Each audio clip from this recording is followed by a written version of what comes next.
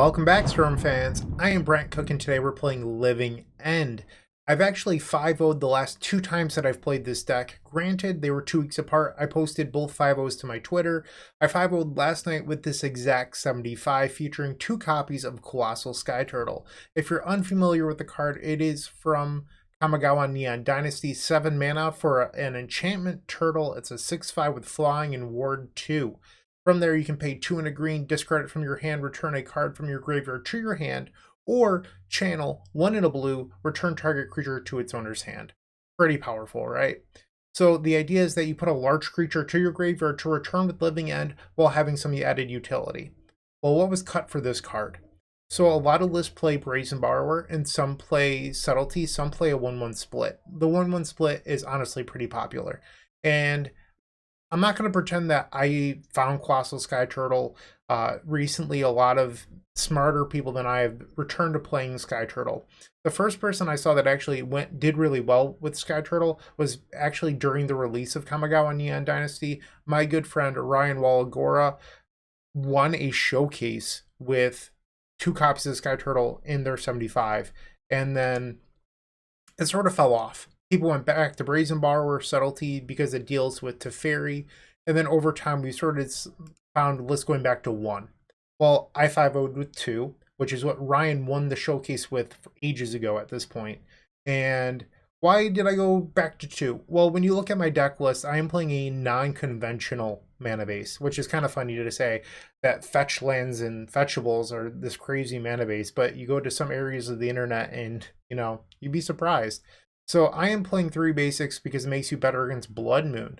And when you have more fetches and fetchables, so I'm playing 2 Wooded Foothills and 2 Scalding Tarns. Most lists only play 5, sometimes 6 fetch lands total.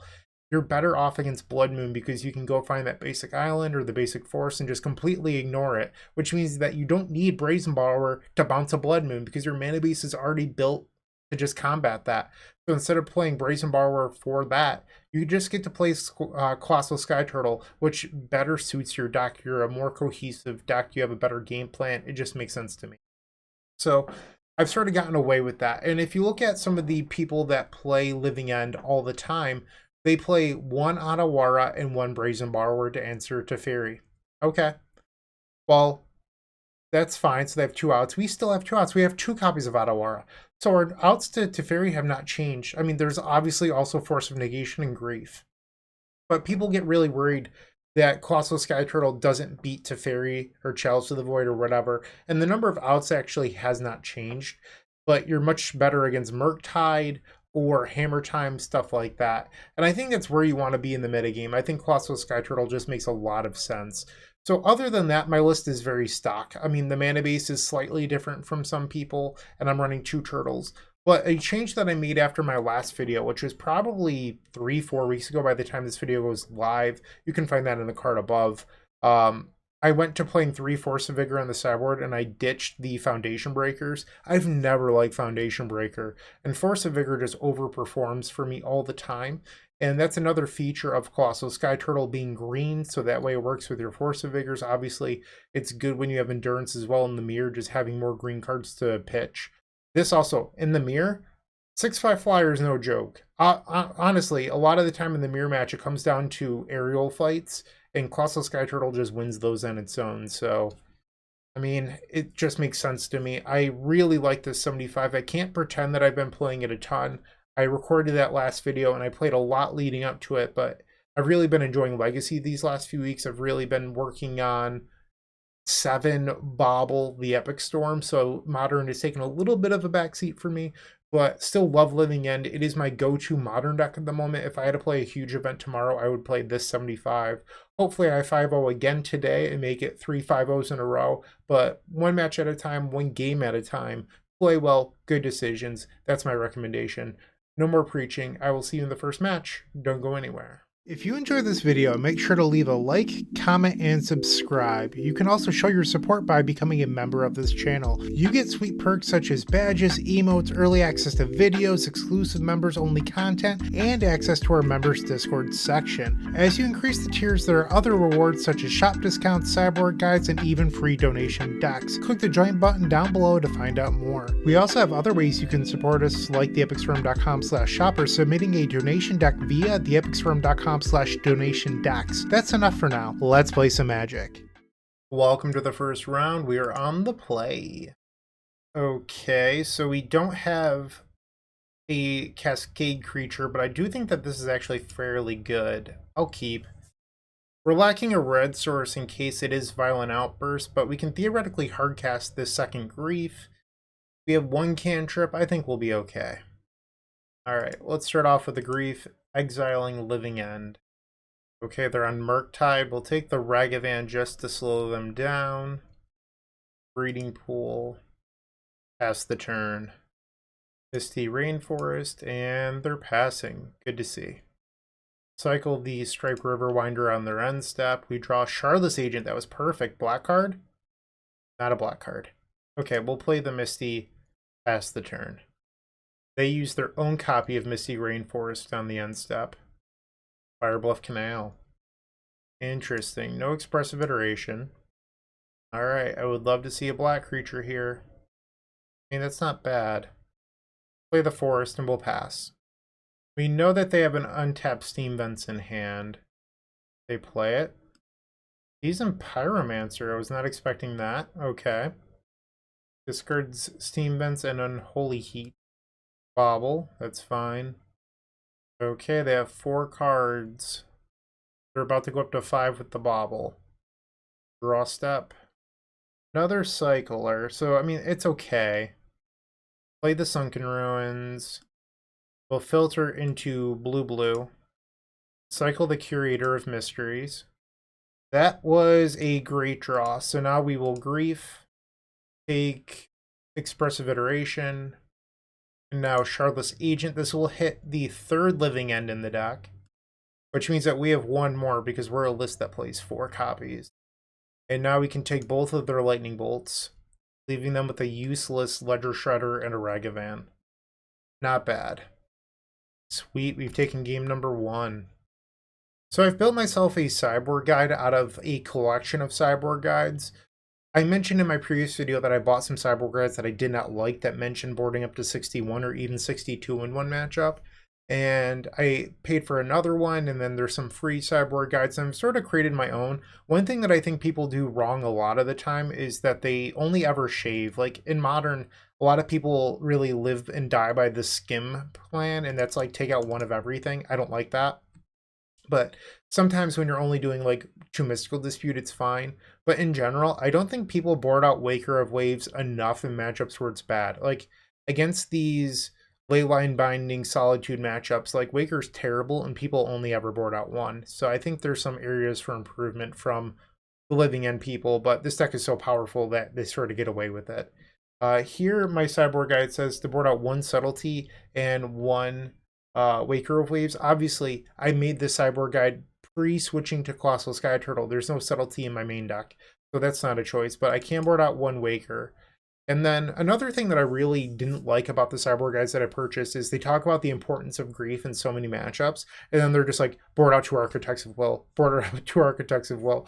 As you saw in that game, I kind of struggled to find a second black card for my other Grief, and I don't like boarding out Architects if Grief is so important in the matchup. Like if Grief is that important, you shouldn't be boarding out Architects as often as you do. You should be boarding out 1 Striped Riverwinder or 1 Curator of Mysteries depending on the matchup. Okay, so we do have to take out 1 more card. I'm running a little bit low on time because I've been rambling. I am a huge fan of the 4th Living End here. I will say I think Architects is probably the cut here. You could go down to 2 Waker, but I think Waker and Striped Riverwinder are both phenomenal in this matchup. So is the Curator of Mysteries. So shaving 1 Architects I think is fine. Wow, what a hand. This is very good. Turn 1 Steam Vents. Ragavan. Okay. They use the Bobble immediately. They'll draw off the bauble, we'll draw for turn, and it's Waker of Waves. I'm going to Grief right now, just so that way if they have an unlicensed curse, we can hit it, but I'm probably going to sit on the second Grief. We'll take the counter spell. I mean, I could cycle the Street Wraith. Yeah, let's actually do that. Another Wraith. I might sit on this one. I'm going to make sure that my cascade spell eventually does resolve. Here's the Ledger Shredder. No, they're going to wait until post-combat. Sure. I'm going to use the Misty Rainforest, and we'll go grab our red source. Ragavan connects. Ooh, Violent Outburst, brutal. I would have loved that. There's the Shredder, and now they can play Bauble to trigger the Ledger Shredder. And they use it immediately. Alright, so they have Consider and one Unknown, plus the draw here off the Mishra's Bauble. We draw a Scalding Tarn. I'll play that out. And then we have to pass. They're going to connect for 3. We'll go to 12. Ragavan exiles a Living End. Not the end of the world there. Magus of the Moon. Okay, that's a little bit annoying. If it was Blood Moon, I'd have the Besagio available. Yeah, I mean, this just resolves. We do have 2 Colossal Skyturtle that can answer that, as well as Otawara, but I'm worried about the amount of time I have left. I mean, Force of Negation isn't great. I'll take the Living End because it pitches to the Grief. Curator. Play a Mountain. I think I'm going to just pass for now. They have 5 damage on board, and I'm at 11. So if I trigger the Ledger Shredder, likely dead. Okay, well, they can consider and trigger if they so choose.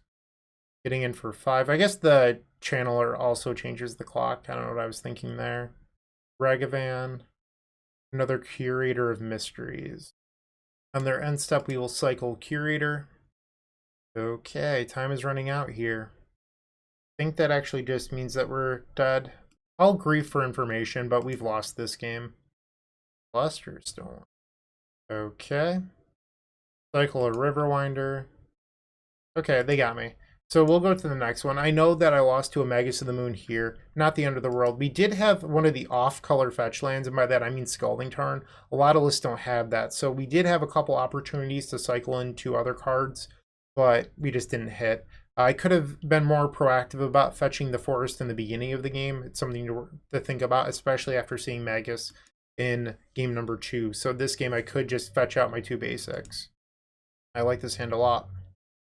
Keep. Alright, we're just going to lead on the Misty. I don't want to use the Street Wraiths to exile to the Grief if I don't have to. No turn 1 Ragavan. I do like to see that. So let's go get our basic island, and then we'll cycle the Striped Riverwinder to another Grief. Sweet. Cycle the Curator of Mysteries, looking for another land. We did not hit. Cycle Street Wraith. No hit. Cycle Street Wraith. Okay, so we'll play that out. And I want to Grief. Once again, I don't want to have my opponent resolve an unlicensed curse, so griefing in turn 2 makes sense here. They could have played Bauble and chose not to because they're saving it for Ledger Shredder. Let's take the counter spell. I think I might actually counterspell the Ledger Shredder if that's their play this turn. Played Fiery Islet.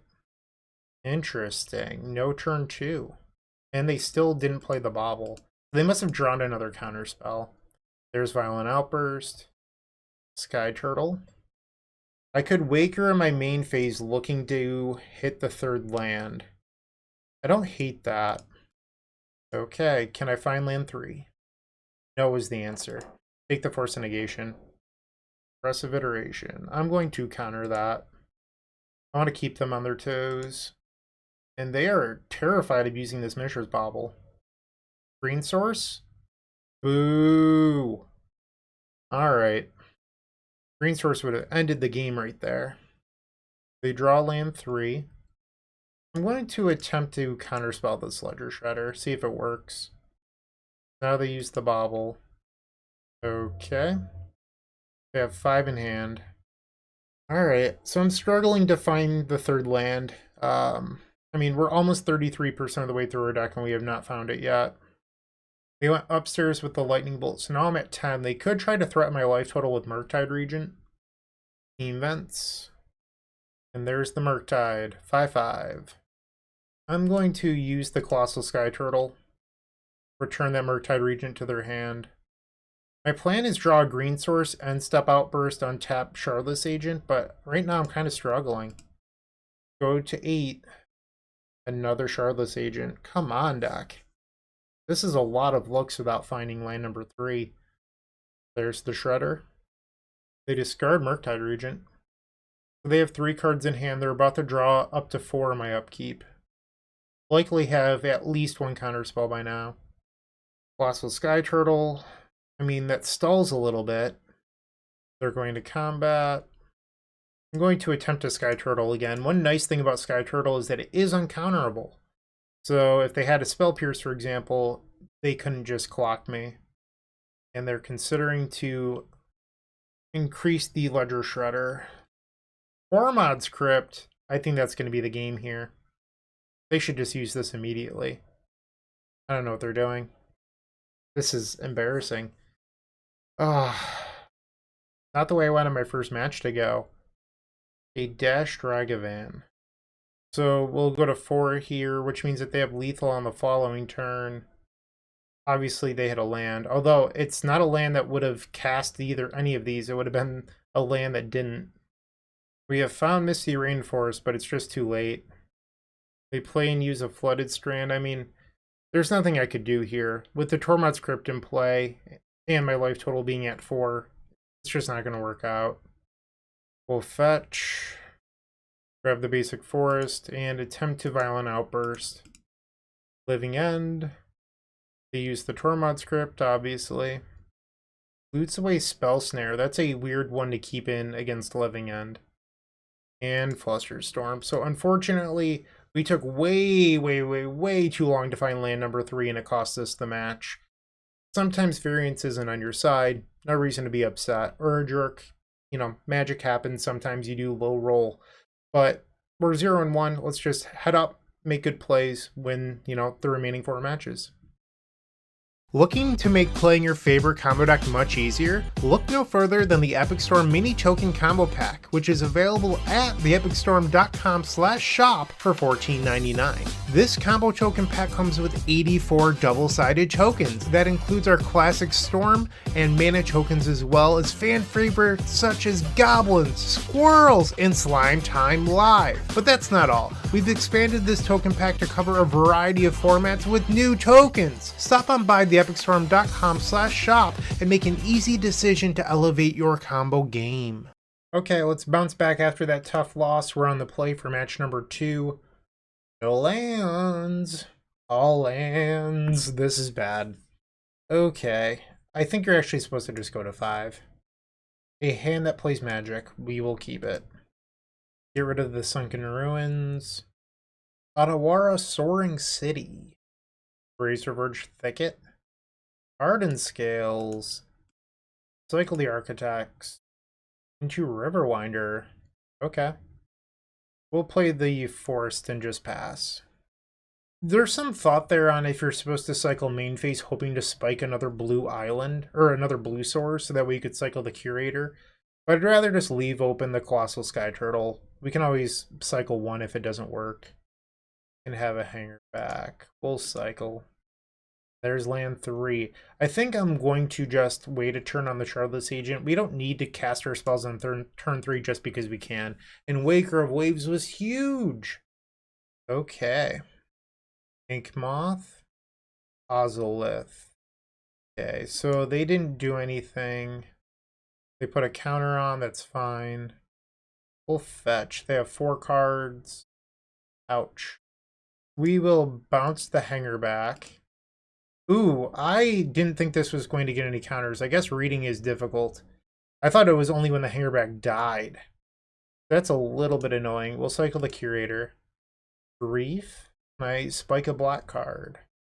Ask and you shall receive, except for the 3rd land when you have tons of them in your deck in match 1. A little bit spiteful. A little bit. Alright, so we will grief our opponent here. Walking Ballista, Shardless Agent, Living End. Take the hanger back. Now he architects them. We'll just put Ink Moth on the bottom behind 2 sagas. We're in decent shape here. Another, or well, I shouldn't say another. This is the first Urza Saga of the 2. They're going to animate Ink Moth Nexus. Okay. They can put 5 counters on it. Oh, it's 6 because of the Hardened scales. They pass. The other Colossal Skyturtle off the top rope. I mean, that was also very good. I believe we just have lethal. Swing better, swing. They animate. Where will you block? Okay, so we have 5, 11, 18. So the Violent Outburst does represent lethal. Take that, Hardened scales. You do not have to cast the Living End, fun fact. I'm going to say no. I only want my creatures to get +1/+0 until end of turn. Ward 2.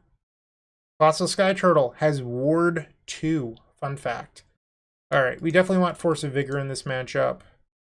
I don't think Force of Negation is particularly good here. So I'm down to board that out. And then we can also bring in Subtlety.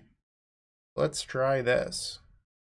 Game 2, we're on the draw. Our opponent is mulliganed. I'll try this out. I don't love it. But, I mean, having 3 mana cascade cyclers, it fits the bill. The Living End might as well be a mulligan unless we draw a copy of Creek. Okay. Forcing 2 Hardened scales. Not going to complain about that opening from their side. I'm going to cycle in my main phase in case I draw into Grief. Not that lucky. Ink Moth Nexus into Arcbound Ravager. That's scary. Force of Vigor, anyone? No? Play the Steam Vents. Pass the turn. Want to make them have to respect Colossal Skyturtle even though I don't have it. Or even Besage You. There's a Saga, sure. They're going to combat without activating the Ink Moth Nexus, so I don't believe I have to worry about death in this particular combat step, but you never know. Soulless Jailer. Well, I do have Subtlety, and I actually hit it, which is kind of wild. I can't believe I hit the one of. Alright, take that, Soulless Jailer. Draw. Is it Grief? It is not Grief. Grab the Forest, why not? And we're going to just Shardless Agent right now. Soulless Jailer was put back on top of their deck. Cast the Living End. If they activate the Ink Moth in response, it does not go well for them. Okay, so now the Ravager will come back because they sacrificed it to themselves, which is what you want to do. And I could Subtlety my own agent here. I'm not going to do that. Okay. Urza Saga goes up to 2 counters. Or the second chapter, I should say. Technically not counters. Counters would work with Hardened scales. Urza Saga adding chapters does not. So they've played a Soulless Jailer that is now a -1/4. I would love to find a Force of Vigor. Okay. Street Wraith. Let's cycle that to see if I'm lucky enough to find a Force of Vigor. No is the answer. Play the Sunken Ruins. Swing with some big creatures, leaving back the Shardless Agent. There's no need to when they have a 1/4. Or, I'm sorry, a -1/4. So they'll take 8 here. Ravager dies, they put it on the other Ravager. I could play out the Curator of Mysteries here, or I can hold open the Otawara. It's actually a pretty interesting decision on what you're supposed to do. So the Curator obviously blocks, but if they have something in their deck that makes Urza Saga make the Ink Moth unblockable, I would die. I don't know what that would be. If they get Needle with the Saga, which is something I know that's in their deck, they can name Otawara and then, you know, do the thing or whatever. But I kind of don't expect that to happen. Them Needle me. I think I'm going to choose to play out the Curator rather than hold open Otawara, because I don't think they have anything that would make their creature unblockable. Or that could remove a 4/4. Like, they could have like an Aether Spellbomb, hypothetically, but they don't even have a blue source. They've made a construct. They grab the Ozolith and another copy of Inkmoth Nexus. They animated the correct Inkmoth Nexus. Unlucky. Unlucky. Okay. With Arcbound Ravager and the Ozolith, it is counters for days. Their Inkmoth is now lethal. We will block, because I don't want to die. And they're at 12 life. Is it possible for me to attack for lethal here? Hypothetically, they're at 12. I could remove one blocker. I guess if I drew Force of Vigor, I could also just leave back the Subtlety, play another Curator on this upcoming turn. That's probably the move. Swing, swing. Okay, so do I want to do anything to the Ravager now? The Ozolith would get a bunch of counters. I don't think I would be dead. So the Ozolith would get 6 counters and put some here. That's not lethal, and I can still block that Inkmoth. So before damage, I think I'm going to Otawara the Ravager. Pass the turn. It's worth noting, if they want to attack with both copies of both copies of Inkmoth, they can't replay the Ravager as a blocker. They choose to play the Ravager. The Ozolith, making the Ravager huge. Okay. They animate the Inkmoth, so I'm forced to block with my Subtlety here. Okay. I believe next turn they're representing lethal with both copies of Inkmoth. Another Living End. Okay. I think we start out by swinging out here. I have 1 flying blocker, 2 flying blockers in the graveyard. So they'll take 7 down to 5. Let's cycle a Curator of Mysteries. That would be my 3rd flying blocker. We'll make some blue mana here. Cycle Architects. We'll land Shardless Agent. Living End. They should sacrifice the Ravager here. The Ozolith will give a lot of counters. Living End happens. We'll look at their top cards. And I'll put the Shardless Agent back on top with the Subtlety. The 2/2 body isn't going to do us a whole lot. That way, if I want another Living End, I have it. That's a lot of Soulless Jailers. You can keep those on top. They animate the Inkmoth. And the second Inkmoth. The Ozolith is going to make the other Inkmoth huge. Okay. We are forced to block these.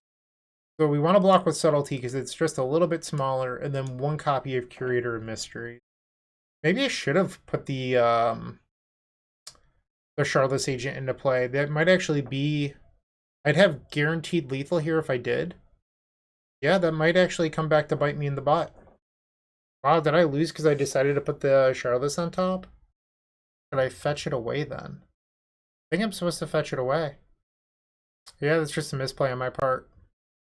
Okay. Draw. Well then. That was a lucky hit. Assuming no surprises out of the last card in their hand, I believe we have it. Kill their Soulless Jailer. Leave the Skyturtle on top. And they concede. I misplayed. Deck bailed me out. It happens sometimes. The deck didn't bail me out in match number 1. I guess bailout isn't the right word. I mean, we went almost 50% of the way through our deck and didn't hit land number 3. But hey, I won match 2. We're now 1-1. Want early access to articles at theepicstorm.com? Become a member of our Patreon to get articles 7 days early, on top of other sweet benefits, and help us pay our website team. You can sign up at patreon.com/theepicstorm. We're on the play again, match number 3, running hot on die rolls. This seems fine to me. We have 2 cascade spells, 1 pitches to force a negation, which works very well with Violent Outburst. We need to find a green source and maybe a black card. Pretty good. I love playing this deck so much. If you've never watched my channel before, I play a lot of Pauper, Cycle Storm. And while this deck kind of fits the modern niche for me of powerful cards, cycling cards, graveyard synergies, obviously I love playing Storm Combo, but I don't think that those decks are particularly good in this format. Pyretic Ritual just isn't on par with a lot of what this format has to offer. Cycling in the main phase just in case you spike a black card for the grief. We do find land number 3, but it's not a green source. Unfortunate. Blood Crypt, so we might be facing Rakdos Scam here. Draw for turn. Ah, brutal. These draws. Okay, we will play a tap land and pass. Not loving how this ended up playing out for us. Okay, so not Rakdos. They're some like 50-year-old person that loves Jund. Another grief, I'll take it. Okay, deck, I am not asking you for a green source. On creativity. Okay, so they're not Jund. Guess we take the bone shards. I just don't want to give them an out to put Archon to the graveyard for persist. Okay. I don't even know if I've ever faced the Jund version of creativity. It's so uncommon. Thoughtseize. Well, I'm going to just hard counter this. They don't need to know what's in my hand. And they would take it anyway, so it's kind of just a free play. Draw. Living End. Awkward. Pass. They did not play a land that turn. Kind of weird. Another Force of Negation. I don't know why they wouldn't play a land intentionally, so I have to assume that it would be an accident. Unless they're holding lands to naturally discard the Archon for persist. Okay, that's probably it. We found the rationale. Okay, let's Waker of Waves.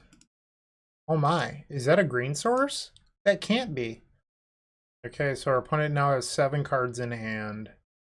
Our opponent goes to their end step. We will use the Scalding Tarn to go find Breeding Pool. Certainly a game where Sunken Ruins looks a little bit awkward because of the color situation. I'm going to choose to Violent Outburst, which might seem a little bit weird to you, but it gives our opponent, they have to awkwardly decide now if they want to play anything in their main phase. So now when I Violent Outburst them in the end step, they won't get to discard the Archon of Cruelty like they wanted to. Violent Outburst. And a concession. Sweet. Just like we drew it up. Alright, so we want these ley lines. We want the Endurance. We want Leyline of Sanctity. I don't know if we want Force of Negation. I feel like it's probably a little bit of a trap here. I think that we just want to be an Endurance deck against. I guess they are still Creativity. Alright, so I just looked at one of the sideboard guides. It says that we want some number of Force of Vigor. I guess I'm probably supposed to board out the Skyturtles. And then it has the Skim plan. I don't really love that. I think of like, this isn't going to be a popular decision, but I think skimming one of every card is kind of just like a bad sideboarding method that people get away with. But it says not to board in Endurance. I'm willing to believe that. So we'll continue to board out Griefs. And if we're boarding out Grief, Architect isn't as important. So I'm okay with boarding that out. I think I'd actually rather have Endurance than Architects in this matchup. So we'll try this out. Submit. And is pretty darn good. We will keep. I mean, no Leyline, but I don't know. Like, it's a hand that functions. It's resilient against discard. We'll keep. No Leyline from the opponent. Wooded Foothills Pass. Another Street Wraith. Playing out the Scalding Tarn first, so that way we can go get the basic island. I know that they're a creativity deck, but there's nothing necessarily stopping them from also being a Blood Moon deck. And if that is the case, I don't want to get blown out by Blood Moon. Another Triumph. Okay. Cycle Striped Riverwinder. Creator of Mysteries is the draw. Hello, Force of Vigor. Play out the Misty. I'm going to allow this to resolve. They're likely going to take the Shardless Agent, but I think cycling in response just gives our opponent perfect information, where I'd rather their information, you know, not contain everything. Shardless Agent down, surprise, surprise. And they missed their 3rd land drop. We'll grab the basic. Use the Waker of Waves. Double Riverwinder. Okay. And let's cycle the Street Wraiths to see if I can draw into a Cascade spell here. Leyline of the Void, a little bit awkward. Cycle the Wraith down to 12 life. Another Leyline. Okay. We will pass the turn. Bitter Reunion. This is a good way to get Arcana Cruelty to your graveyard. There it is. I do have 3 Endurance in the deck. Cycle a Riverwinder. Force of Negation. We'll cycle the Curator of Mysteries. We draw a Misty Rainforest. Okay, our draws have not really panned out so far. There's an Endurance. Okay, that was a good one. They grab a Blood Crypt. So they could Creativity here, but I think they're more likely going to try to set up Persist. And I've sort of been getting Veil of Summer vibes off them this game. Okay, well, we're going to Endurance in response to this Thoughtseize. Because they can't Creativity this turn anymore anyway. So it means that they were relying on the Persist plan. Target them. And then Thoughtseize can resolve. They're likely going to take the Force of Vigor. But, I mean, I'm sorry, the Force of Negation, because Force of Negation stops Creativity. Which would probably be their pivot at this point, with Scalding Tarn getting the Dwarven Mine. There goes the Force of Negation. I am the Beatdown. Swing for 3. Cycle a Curator of Mysteries. That's a good one. I don't mind it. I'm at 9, which is a pretty important number, because if our opponent has land, creativity, give Archon haste, it is 9 damage. Actually, I guess it's 12 damage. Or 6 damage, 6 loss to life if you want to be really technical. But 9's a pretty important number here. That said, we do have Violent Outburst, changes that math a little bit. Vertical on Force of Negation. Sure. They use the Dwarven Mine. Creativity. We're just going to Violent Outburst and end their career. We're 2-1. If you're still watching, make sure to give this video a like, comment, and subscribe. While you're near the description, here's a reminder to use our affiliate links if you're going to make a purchase from Amazon, Card Hoarder, or TCG Player. Just above those affiliate links, you'll find our social channels. Make sure to join those to connect with us. Running hot on the die rolls, 4th in a row. Let's see if we can convert it to a W. This hand, not a keep, unfortunately. It just it doesn't have a whole lot going on. Like, having Force of Negation is lovely, but 3 Cascade cards, 1 land, 1 Cycler, I mean, ugh. Hand is almost the same. I think we should go to 5. It's a little crazy to think that way, but this hand just doesn't get to play meaningful Magic. Like, yeah, you have 2 lands and a Cascade spell, but we don't put enough creatures to the graveyard. Much better. So we'll keep this. Get rid of the Living End and the Violent Outburst. Play the island and we'll pass the turn. Slayer's Stronghold. We have an Amulet Gamer. Cycle the Street Wraith. Cycle Architects. Another Shardless Agent. Grief. Okay, I'm going to Waker in my main phase, because if we hit a black card, we can Grief them and maybe hit, you know, an Amulet or something else. Or, why can't I think of the name? Dryad of the Elysian Grove. Obviously, we want land 3 as well, but we didn't hit that. Okay. Grief. And they had an Amulet and chose not to play it, so get bodied. Pass. So they have Primeval Titan and a bunch of lands. We just... Whoa. Apparently I just skipped a turn somehow. So did they? I accidentally just hit F6 through my last turn. I mean, it ultimately didn't matter that much. And they wanted to put Primeval Titan to the graveyard, so they've achieved that. Cycled the Riverwinder. We don't need to... Like, we can set it up so that it's like an end step sort of thing. We don't necessarily need to just play into Reanimating their prime time. Okay. I would love that Violent Outburst I put on the bottom now. They discarded another Primeval Titan. Okay. We'll pass. They play Valakut the Molten Pinnacle. Guess I'll Grief them. 7 lands. Alright, I'm going to play 1 Shardless Agent. And I'm not interested in living yet. Okay, so mid-growth chamber, they pick up the Valakut. They now have 4 mana in play. This card's Forest. There's a Riverwinder.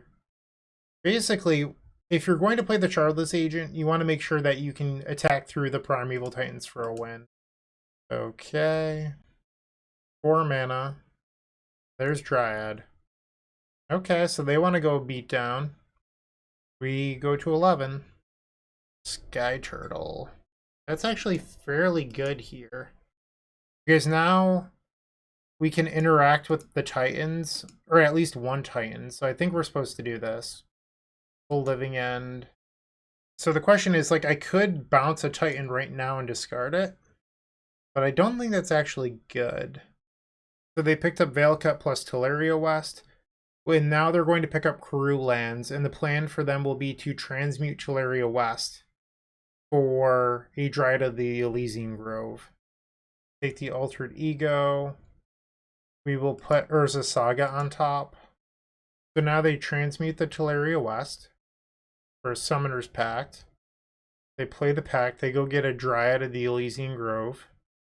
I think I'm just dead here no matter what, because if I bounce the Dryad, they can just kill me anyway. Maybe not. Yeah, because then they just replay attack. Yeah, I'm just dead. Yep, there's no out for me here. Okay. That stinks. So we want subtleties. Force of Vigor. Says to board out 4 copies of Force of Negation, and then 1 Waker of Waves. Let's try it. I wonder if... I mean, a better Living End player probably could have won that game. Not me. Not enough reps in this matchup. Especially in weird games like that. Need to play better. Game number 2. I think I'm going to keep this, but I don't love it. Island, pass. Maybe I need to be more aggressive in my mulligans is another thing. They're just going straight to discard, so they're really leaning on the Primeval Titan plan. Oh, crap. I hit OK one too many times. That's my bad. There's a Saga. Let's not do that again. Let's fetch. Grab Breeding Pool. Cycle. Cycle. Force of Vigor. We will pass the turn. Teleria West tapped. Okay. Grab a Steam Vents. Play the Misty and we'll pass. Amulet of Vigor. 1 mana floating.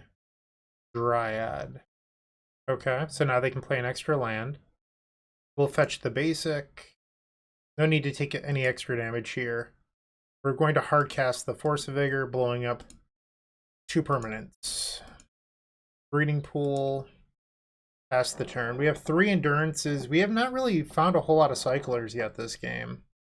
Named Giant with Cavernous Souls. Another Dryad. Okay. Growth Chamber. Picks up the Cavern. I think I'm fine going to my turn. I don't need to use these bound spells yet. Another land. Flooding hard here. They attack for 2. We'll take it. We'll go to 13. They have named Giant, so I have to imagine this is another Primeval Titan. That resolves. Veilcut triggers. We'll use the Otawara here, just because it's a little more mana efficient if we want to double spell next turn. Okay. We'll grab these Steam Vents. On deck.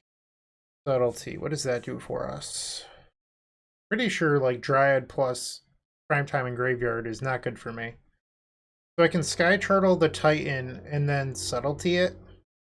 They're going to beginning of combat. Skyturtle the Titan.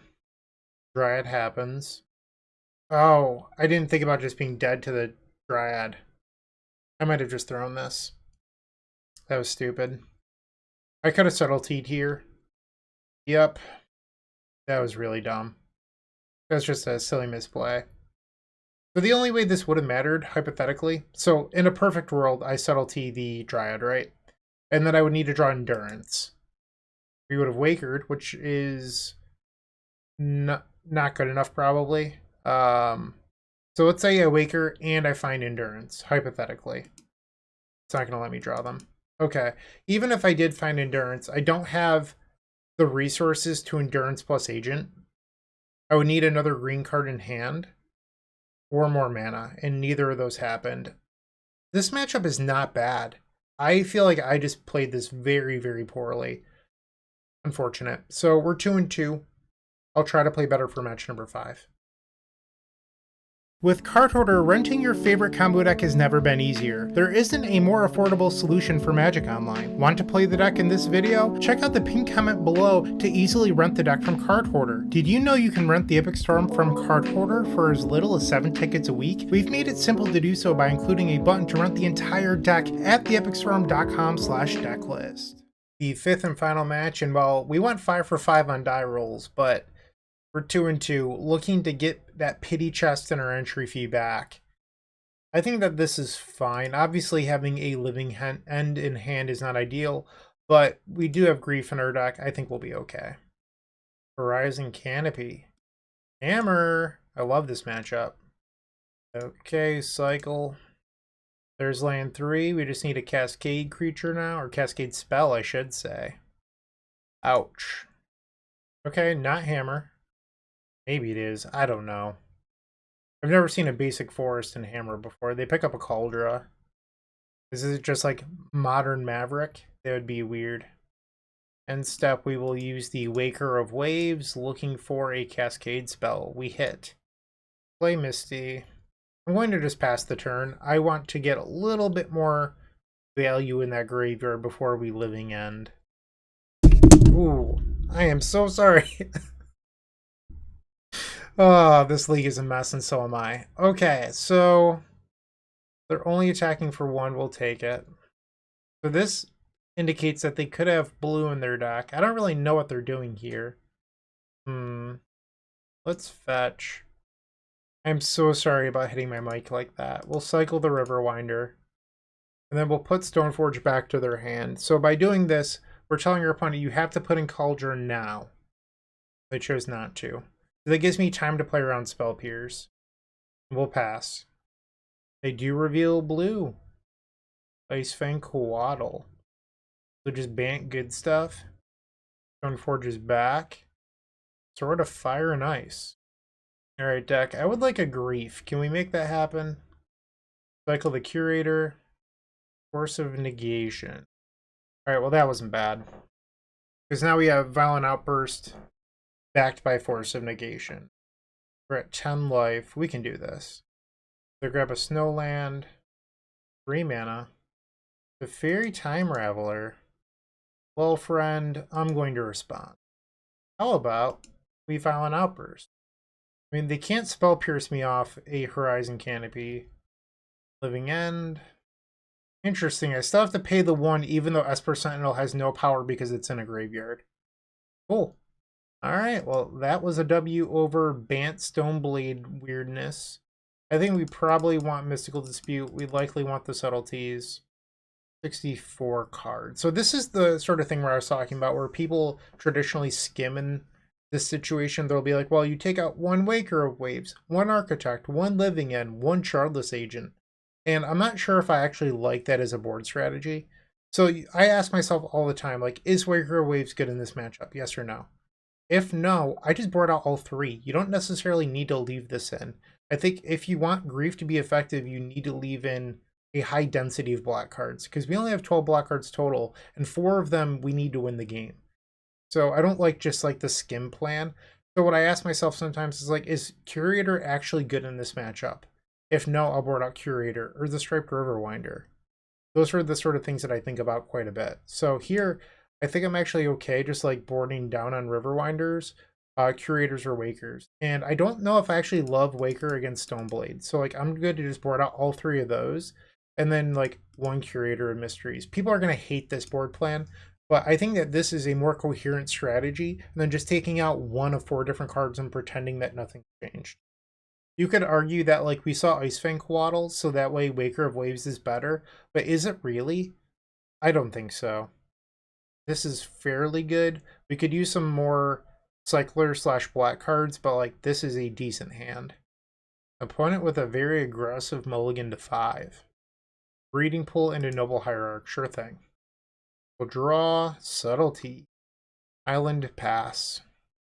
So this could in theory be turn 2 to Fairy, but we have the Force of Negation. Esper Sentinel's fine.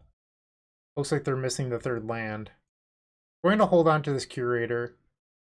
Okay. So I wanted to hold on to the Curator so that way I had a little bit more options about what I want to pitch here. Does Grief happen? It does. What does Broker's Charm do? Okay, well, we're just going to take the counter spell. Destroy an enchantment draws to fight something plus whatever. All right, counter spell down. All right, so now I have Subtlety for their Teferi. Put that back on top of your deck. They attack Exalted. Cycle the Curator into another Grief. Come on, black card, pretty please. Wow, how lucky. All right, Grief. We'll take that Charm. Now we're going to set a stop on our opponent's draw step. And we will fetch, go grab a red source, and end the game. Violent Outburst, the Esper Sentinel trigger is underneath Cascade. Living End, and we'll get to discard that Teferi now. And we got a Subtlety out of it instead of just using the Force of Negation. Alright, so we went 3-2, not the world's best record. I will say this, I played very poorly in the Amulet Titan matchup. I'm not going to make any excuses there. That said, even with me playing poorly, our draws were not particularly good. I did choose to bottom a Violent Outburst in game number 1 when I didn't know what our opponent was on, but it would have required me drawing additional mana, where keeping the Shardless Agent, we just had it all wrapped up. So that was something I thought about a lot during that match. That said, I flooded out very, very, very hard in game 2. Match 1, we lost because I got stuck on 2 lands. I saw roughly 50% of my deck. There was a couple cards over, like we had like 32 cards, I believe, left when the game ended. And I don't know, like sometimes like you just hit bad variants and you lose. So I'm not going to take these losses personally. It's unfortunate I went 3-2 after back-to-back 5-0s, but I love this deck list. I would not change a single card at the moment. I'm just really, really happy with this overall. And before I leave, I'll open up our pity chest to see if we get anything good. No is the answer. All right, well, thank you for watching. I hope you enjoyed the video. Have a great day and keep storming. Or, well, I guess we're playing, Living End. Keep cycling. How about that? See ya. Hey, Bryant Cook here. I hope you enjoyed this video. If you did, please like and subscribe, but also follow the social media channels down below. If you want to support this content directly, I would recommend going to theepicstorm.com/shop. And if you need a little bit of assistance with the Epic Storm to get to that next level, I would recommend going to theepicstorm.com/tutoring. Don't worry, there's more great content coming right up.